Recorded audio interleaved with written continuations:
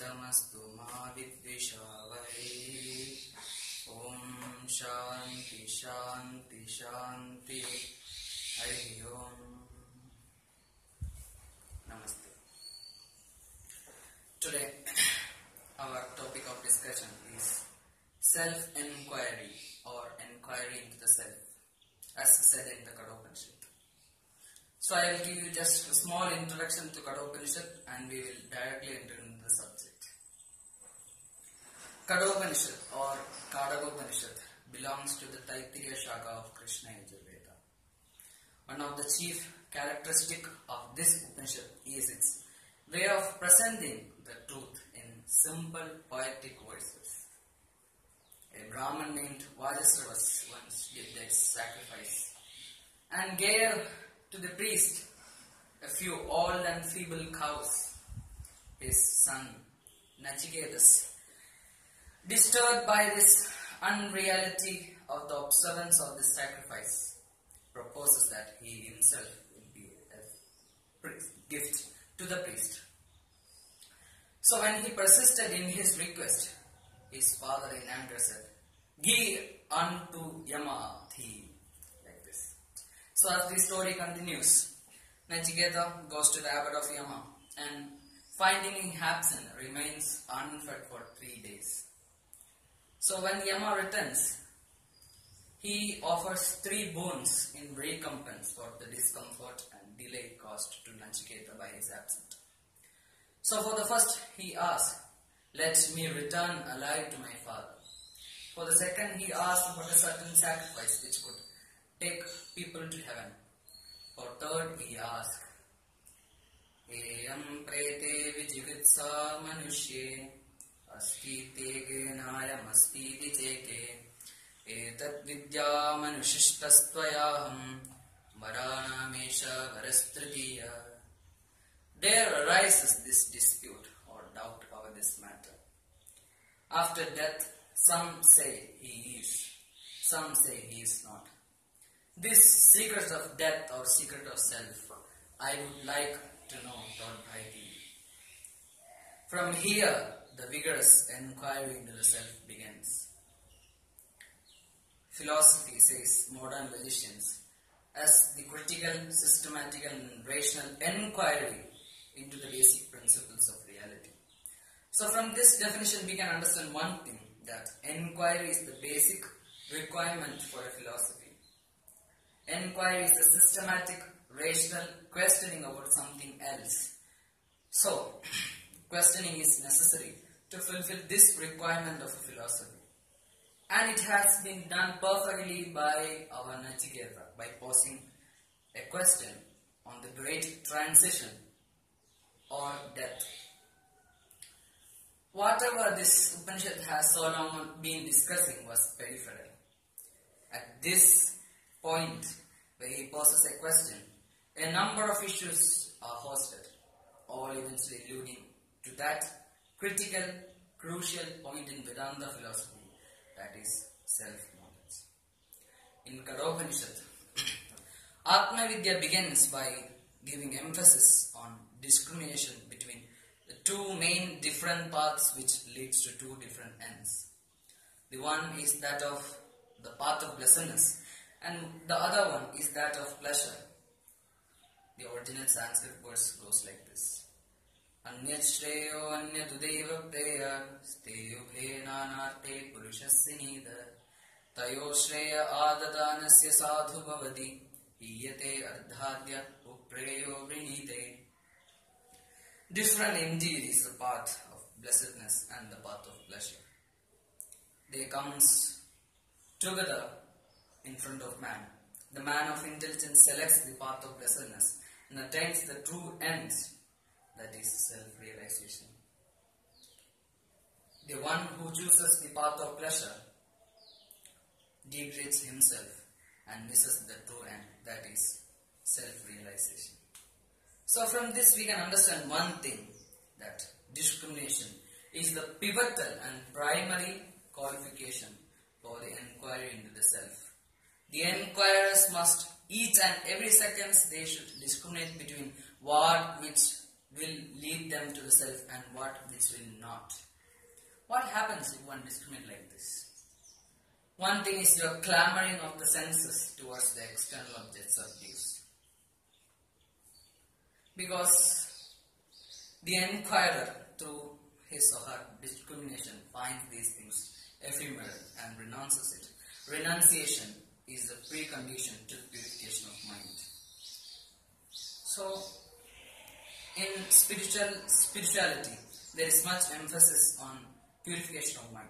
Why purification of mind is necessary? This question arises. Because pure mind, pure reason are all identical with the self. Assume a lake. Assume also that a gold coin is beneath the lake. If the lake is so much perturbed, so much disturbed by ripples of waves, we cannot see that gold beneath the lake. That gold is the self. Mind is the lake. The disturbance is desire. When these disturbances, the desires, subdues, we can see the gold beneath the lake. That is self. As the Upanishadic inquiry into the self proceeds, it says, Tam Duradarsham Ghoda Manupravishtam Guhavidam Gahvareshtam Puranam Adhyatma Yogadigamena Devam Mattvadhiro Harsha Shoko Jahati. Lies deep within every beings, hidden to the intellect and far beyond the reach of sense, is that timeless self. The wise one, by constantly concentrating on the self, goes beyond pleasure and pain, and that is Brahman itself. So, the first thing that we get from this Upanishad about the self is that it's non-perceivable. It cannot be perceived by the senses, either the mind nor the intellect. So here arises one question posed by realist.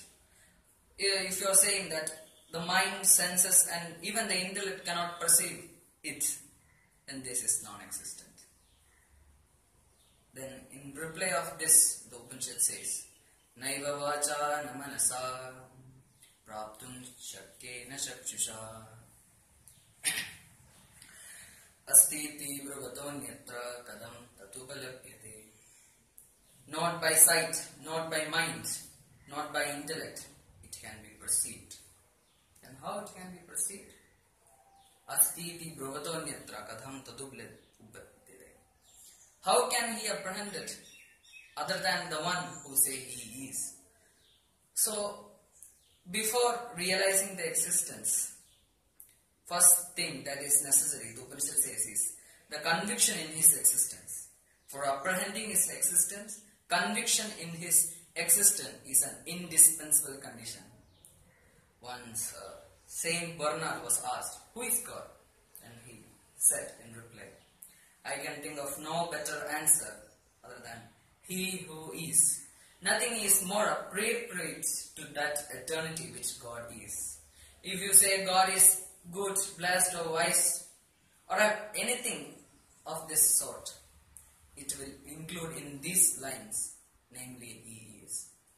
In Epistle of Hebrews, there is a saying, He who that come to God must believe He is. So, from this we can understand one thing, conviction in his existence is necessary. So, Shankaracharya, let's see what Shankaracharya has said. Commenting on this verse, Shankaracharya says, it's an excerpt from his Bhashya. Commenting on this verse, Shankaracharya says, Moolam chair jagata nasyat asadin vidam eva idam karyam asat iti grahyata na tu edat asti sat sat iti eva tu grahyate yada mridhadi karyam khadadi mridhadyan vidam tasmat jagadaha moolam atma asti iti eva upalabdhavya.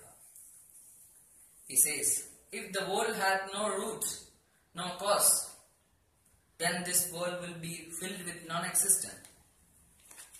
And he says, Na tu edat asti, sat sat idi eva tu grihyate. But it is not so. We are perceiving it as existence. Like bodies, trees, I am, you are. These are just a feeling of existence. We are existing, this is existing. And how it's possible? Like, you perceive a tree. From where this tree comes from? Seed. Seed. From a tree comes from seed. When tree is there, seed is not perceivable. That does not mean that seed is not there. Right? We have to have that intellectual conviction. So, for realizing the absolute existence, the absolute self, we must have that conviction that he is. So, how he can be realized? The Upanishad says, Adhyatma yogadhigamena devam attvadira harshashopo jahati. By concentrating on the self, the wise one goes beyond pleasure and pain. That is Brahman itself.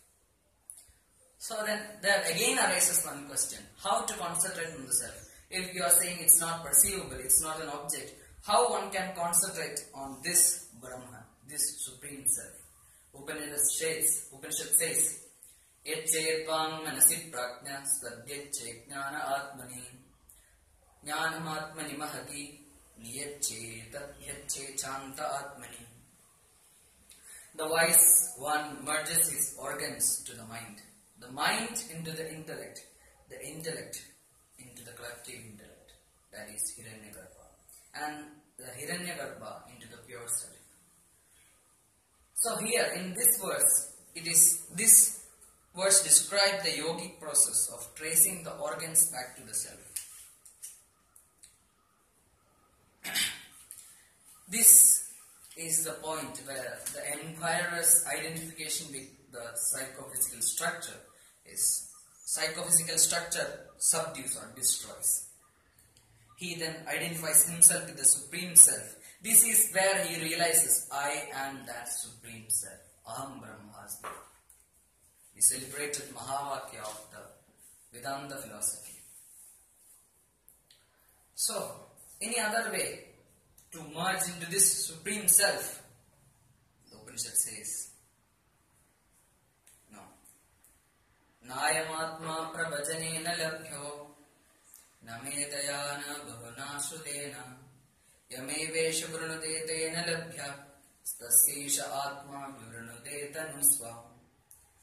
Not by the acquisition of Vedas, neither by intellect, nor by various hearings can he be apprehended. And how can one comprehend him? Stasyesha atma vivrunute tanusva. To whom it deserves, it reveal itself.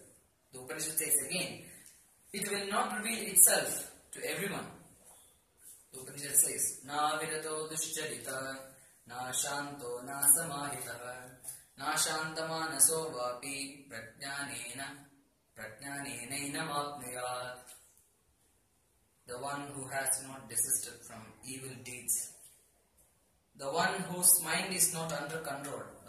The one whose mind runs after the fruits of action. For such person, the Atman will not reveal itself. Again it says,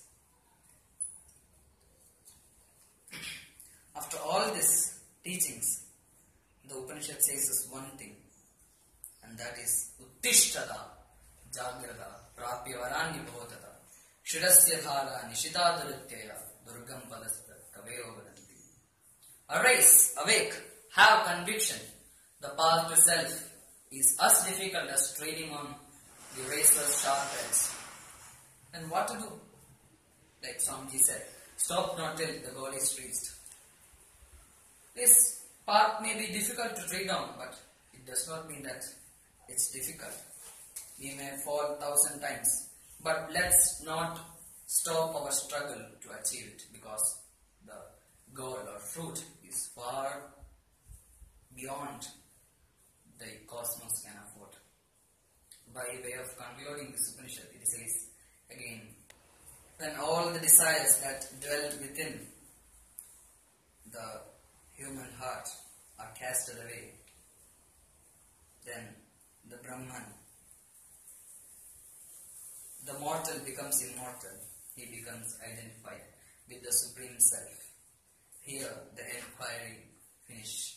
This is the last point, last destination where the enquirers travel into the Self stops. This is where all the metaphysical hunger, all the dual throngs, all attractions and repulsions are destroyed. So let's conclude this by remembering Swamiji's words we often got from this Upanishad. Arise, awake, stop not till the God is reached.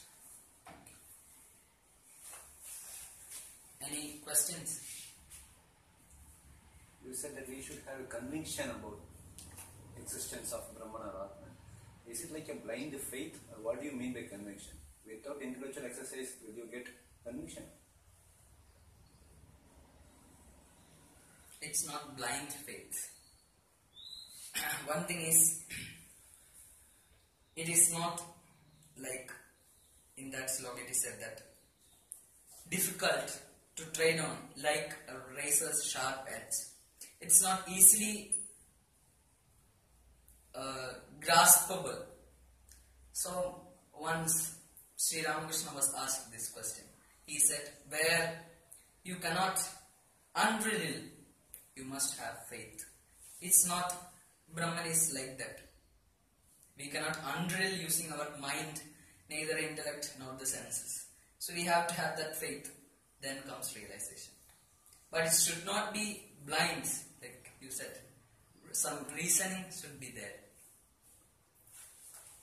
Ostiti Upalabdha you told that always we have to think it is, Brahman is. Otherwise how we can realize. But it is means always it is there, or it will be there always, or it was there. But right now, right here, it is with me also. But how can you realize right now Atman, I am Atman, it is there. But I am not seeing Atman. I am feeling, I am seeing this watch, I am not seeing Atman. Right now if it is there, how can we realize? Right now, right here. Like I said before, lake and gold example, that another. This is not revealing itself to you right now, right here, because there is so much disturbances, so much ripples around that lake, that is mind. When that subdues, it reveals itself. You need not to struggle for it. Right away, here it is there, but that disturbance needs to be subdued.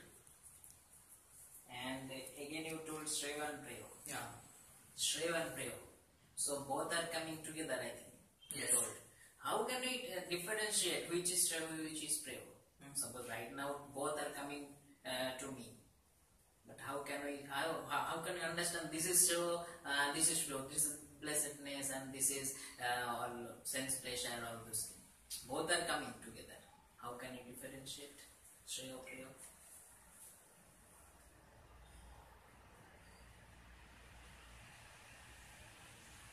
Like I said, Shreya or the path of blessedness and the path of pleasure comes together in front of man.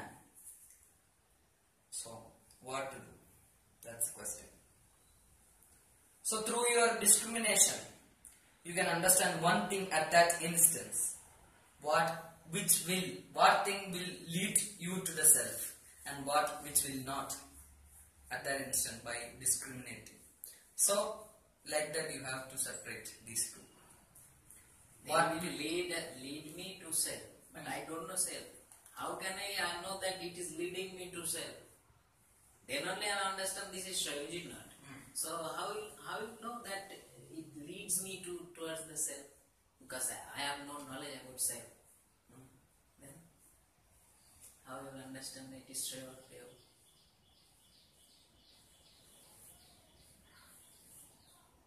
One thing is, you just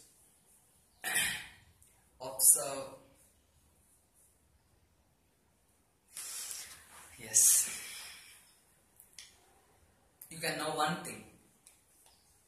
If you are elevating from your own earlier position, that means you are on the right path.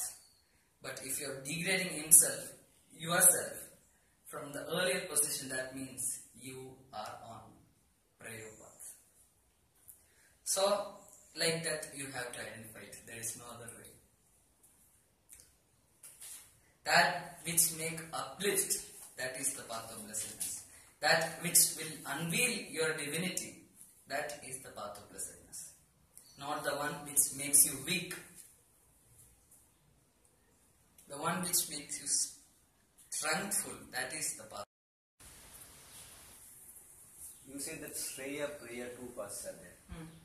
And those who know what is good and what is bad also. In general, people go towards the pleasurable things. Why it is? Can you quote something from Upanishads and tell why are we like this? Why are we like this? Why are we always seeking pleasures in the sukhas?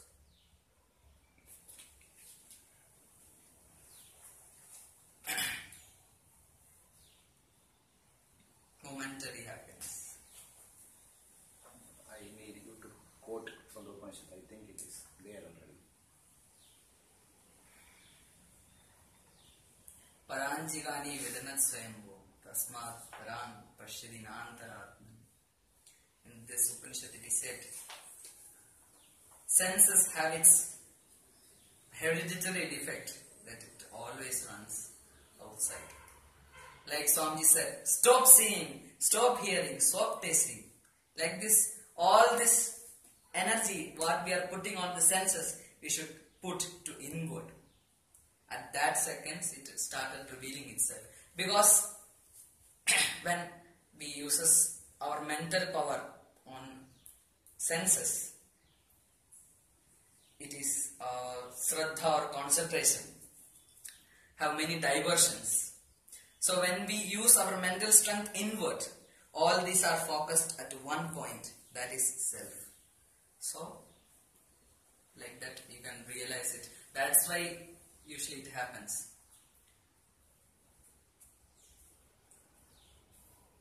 Any other questions?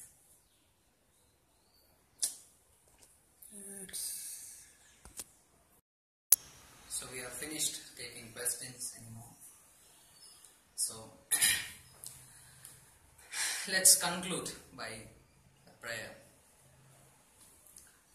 Asato ma satgamaya tamaso ma jyotirgamaya mrityor ma mritam gamaya. Om Shanti Shanti Shanti. Hari Om.